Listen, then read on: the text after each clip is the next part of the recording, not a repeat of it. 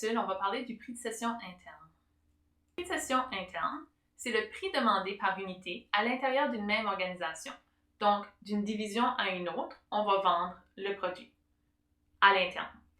Par exemple, si on a une entreprise dans l'industrie de la foresterie, on aurait la division qui coupe les arbres, on aurait la division qui le transforme en planche et la division qui fait du plancher. Donc, chaque unité ou division va vendre son produit à la prochaine division à l'interne. Et comme ça, ils vont pouvoir générer un profit interne, ce qui va nous permettre notamment de motiver les gestionnaires puisqu'ils vont non seulement engager des coûts, mais ils vont également pouvoir vendre, même si c'est à l'interne, ce qui va nous permettre de mieux mesurer leur performance. L'avantage, c'est bien sûr une autonomie des divisions, puisque la division va se sentir qu'elle peut contrôler ses revenus et ses coûts, et ainsi tenter de s'améliorer. L'inconvénient, c'est que ça peut mener à des comportements opportunistes. Par exemple, la division va toujours vouloir payer le moins cher possible à l'autre division, puisqu'elle va vouloir maximiser sa marge sur coût variable. Néanmoins, eh bien, quand on le considère globalement, c'est que l'entreprise au complet, c'est elle qui va être perdante à ce niveau-là, et c'est l'autre division de la même entreprise qui va avoir des problèmes. Donc, l'établissement du prix de cession interne, ou du PCI, ça peut être basé sur les coûts de la section vendeuse. Donc, ça peut être la méthode des coûts variables ou la méthode des coûts complets. On peut y aller avec le coût standard, comme on l'a vu dans l'écart du coût de revient et notre analyse des écarts, notre coût budgété ou les coûts réels. Seconde méthode pour établir le prix de cession interne, c'est basé sur le marché. Donc, le prix de vente comparé à l'externe entre deux divisions va être appliqué. Donc, si à l'externe, je peux l'acheter pour 2 $, eh bien, je vais payer ma division 2 $ par unité. Il peut également y avoir le prix de cession interne négocié, donc entre les deux divisions qui doivent faire l'échange.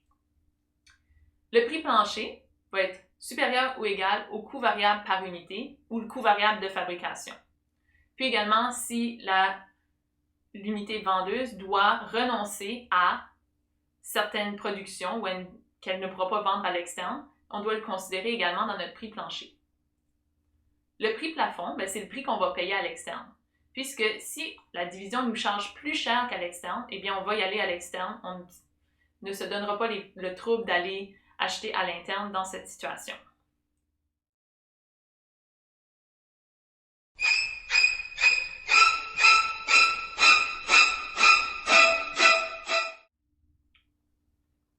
Un exemple de prix de cession interne. Là, on va avoir deux divisions. Notre division mélange à muffins et notre division muffin. Donc ici, on a le prix de vente à l'externe pour le mélange à muffins et pour nos muffins, de même que nos matières premières, notre main-d'œuvre directe et nos frais indirects de fabrication variables et les frais indirects de fabrication fixes. Les unités à acheter entre une division à l'autre, c'est 400 unités. Ainsi, l'unité ou la division mélange à muffin va le vendre à l'unité muffin. De la division mélange à la division muffin, le prix de cession interne plancher va être égal à notre coût variable par unité, puisqu'on considère que peut-être il n'y a pas de coût de renonciation de le vendre à l'externe.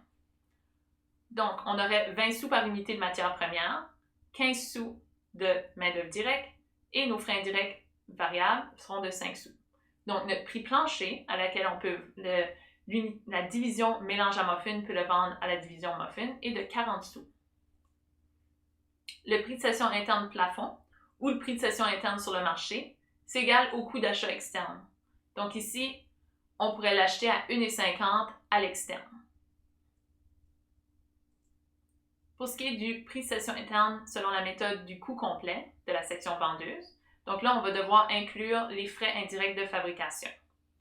Donc, 20 sous de matières premières, 15 sous de main-d'œuvre directe et 5 sous de frais indirects de fabrication.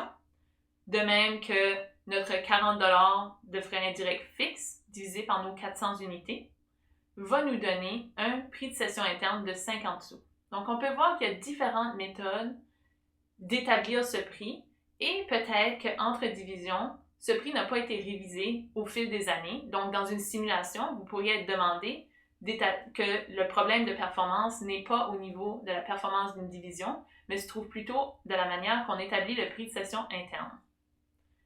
C'est tout ce qui complète le retour sur le prix de session interne. C'est certain que vous avez passé beaucoup de temps là-dessus, mais en général, dans une simulation, ce qu'on va vous parler, c'est plutôt qu'on établit les échanges entre divisions ou les ventes entre divisions d'une certaine façon et vous devez réévaluer ou reconsidérer ou justifier pourquoi vous utiliseriez une différente base de mesure. Et par la suite, peut-être que ça va influencer la rémunération des dirigeants, puis c'est à ce niveau-là que vous devrez avoir une décision à prendre dans un cas. Merci.